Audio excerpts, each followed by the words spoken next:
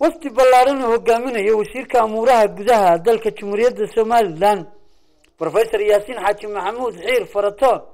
oo heliyaan wasiirka kheyraadka biyaha wasiir dowlaha wasaaradda warfaafinta wasiir ku-xigeenka wasaaradda boosta iyo iskaasiinta agaasimaha gudaha wasaaradda hidaha iyo dhaqanka iyo waliba xubno ka socda labada gol qaran ee dalka Jamhuuriyadda Soomaaliland ayaa soo gaaray magaalada Laascaanood waxaana ku soo dhaweeyay gudoomiyaha gobolka Sool ugu horeeyna waxa halkaasi hadal soo dhaweeyna ka soo jeediyay gudoomiyaha gobolka Sool mudane Cabdi Khayr Dirir waxaana soo gaaray saaka wafdi ballaaran oo isugu jirta xukuumadda iyo golayaasha qaranka xalana waxa soo galay wafdi hogaaminaya wasiirka wasaaradda arrimaha gudaha ayna kamid ahaayeen wasiir dowlayaal boosta iskaarsiinta iyo warfaafinta iminkana saaka waxa soo galay wafdi hogaaminaya wasiirka kheyraadka biyaha oo kamid yahay wasiir Baasha Cali Jaamac agaasimaha wasaaradda dalxiiska dhaqanka xildhibaan golaha wakiilada oqaal iyo golaha guurtida xildhibaan golaha guurtida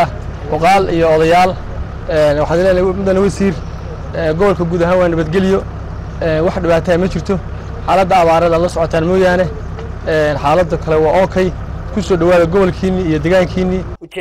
ujeedada safarkan ay u yimaadeen wafdigan culus oo hogaaminaya wasiirka arrimaha gudaha waxa ka waramay wasiirka arrimaha gudaha iyo waliba wasiirka kheyraadka biyaha oo labadooduba sheegay ujeedada u yimaadeen socdaalka magaalada Laascaanood ee xarunta gobolka Sool. Bismillahir Rahmaanir Rahiim waan idin salaamayaa aniga iyo wafdi ballaaran oo ilaa 30 xubnood ku dhow ayaa ilaa xalay iyo iska soo daba dhacay ilaa xalay maanta saaka waxaan gobolka u nimay maadaama intayada badan aan nahay ragii gobolka u dhashay muddana aanu ka soo maqnayn waxaanu garanay inaanu nimaadno oo arrimaha badan ee mar walba taagan ee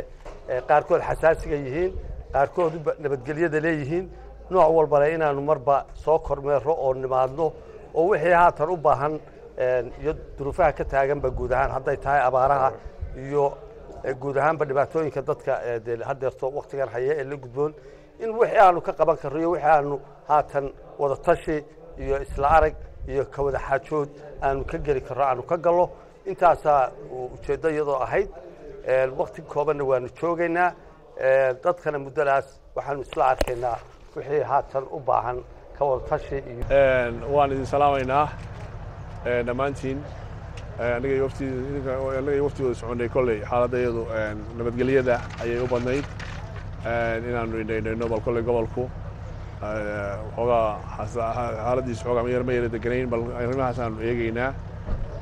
iyo arrimaha abaaraha oo iyana aanu xoog ka urursanayno marka kolley dee waynu iswaraysan doonaa wixii intan ka dambeeya hadhow digan culus ee ka kooban 30 xubnood ayaa ujeedadooda ugu weyn ay tahay dejinta xagga nabadgelyada iyo waliba ka qayb qaadashada hawlaha taakuleenta abaaraha baan ee ka jira gobolada bariga Jamhuuriyadda Soomaaliland وبرخد عمر أحمد البانت قرن كتمرد الصومالي لان لاصعنات